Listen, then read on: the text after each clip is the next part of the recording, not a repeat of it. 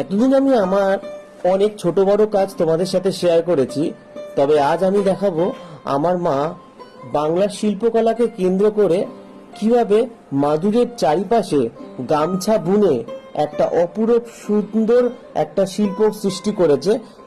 এখনো তোমরা যদি বাংলার ঘরে ঘরে একটু খোঁজ নিয়ে দেখো, তাহলে জানতে পারবে ঘরের মা বোনেরা কত সুন্দর সুন্দর তাদের হ্যান্ডলুমের বিভিন্ন রকম কাজ তারা নিজে ঘরে বসে পয়সা উপার্জনের জন্য করে থাকে।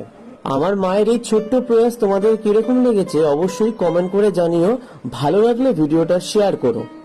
মা বলছিল বেশ কঠিন এই কাজটা, বেশ অনেকক্ষণ ধরে টাইম লেগেছে এটার পেছনে। তা আমিও মায়ের সাথে বসে একটু দেখছিলাম কিভাবে সেলাইটা করা যায়।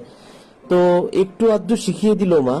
এরই সাথে তালপাতার হাত পাখা কিনে এনে হাত পাখার চারদিক থেকে ছোট ছোট তালপাতা বেরিয়ে থাকে, যেগুলো আমাদের গায়ে খোঁচা লাগলে পরে কেটে যেতে পারে। সেই কথা মাথায় রেখে চারিদিকে লাল কাপড় এবং গামছা দুটোর মেলবন্ধনে সুন্দর কুচি কুচি করে একটা ঝালর দিয়েছে, যেটা দেখতে সত্যি খুব অসাধারণ লাগছে। আর এতে হাওয়া খেতেও বেশ ঠান্ডা লাগে।